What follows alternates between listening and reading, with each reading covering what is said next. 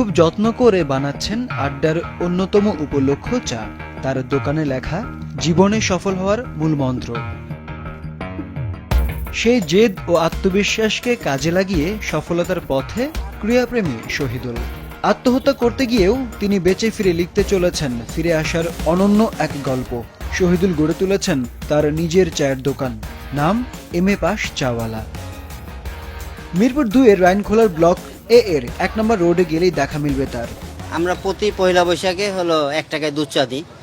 তো ওই দুধ চাগুলোর সাথে সাথে আমরা খেলাকেও কিছুটা নিয়ে আসবো, এবং আসলে খেলাধুলার প্রতি আমাদের জেনারেশন আস্তে আস্তে বিমুখ হয়ে যেতেছে।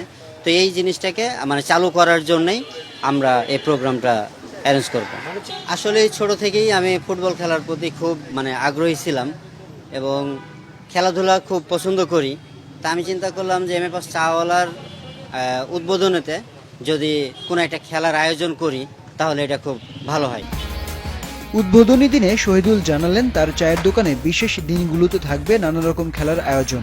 সেসব খেলায় জিততে পারলেই চা একেবারেই ফ্রি। বিভিন্ন যে অকেশনগুলো থাকে, যেমন 21শে ফেব্রুয়ারি, 16 ডিসেম্বর কিংবা 26শে মার্চ, তো এই প্রোগ্রামগুলোতে আমরা খেলাধুলার যে ইভেন্টগুলো রাখবো আমাদের ব্রাঞ্চে। প্রথম দিনে ছিল ডার্ট গেমের ব্যবস্থা। সবাই মিলে মেতেছিল সেই খেলায়। এখানে আসা অতিথিরাও প্রশংসায় পঞ্চমুখ শহীদুলের। বাহবা পাচ্ছেন দর্শনার্থীদের কাছে থেকে।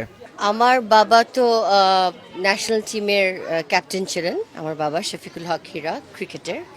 আমার হাজবেন্ডও ন্যাশনাল প্লেয়ার ইশতাক আহমেদ। তো আমার জন্য তো খেলাধুলা, আমি তো দেখে বড় হয়েছি। আমার জন্য তো খেলাধুলা অনেক বড় একটা আমার একটা উইকনেস।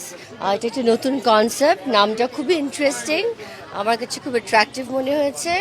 আর আমি চা খেতে খুব ভালোবাসি, তো আমার তো খুবই ভালো লাগছে।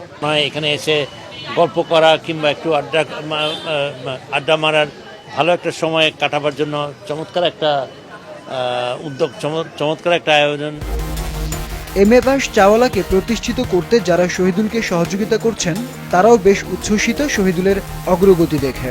শিক্ষকতা পেশা থেকে আজকে এই চায়ের যে ফ্লেভারটা উনি নিয়ে আসছেন, আমি আরও জানতে পেরেছি যে উনি আগে দেশ এবং দেশের বাইরে থেকে এই চার ব্যাপারে উনি ট্রেনিং নিয়ে আসছেন। আমার কাছে এই জিনিসটা অনেক অভূতপূর্ব লেগেছে। খাওয়ার অভিজ্ঞতা থেকে বলি যে ওনার চায়ের টেস্টটা অন্যান্য চায়ের থেকে ডিফারেন্ট। 2028 সালের মধ্যে সারা দেশে অন্তত 400টি এমএ পাস চাওয়ালা ব্রাঞ্চ খোলার প্রস্তুতি নিচ্ছেন শহীদুল।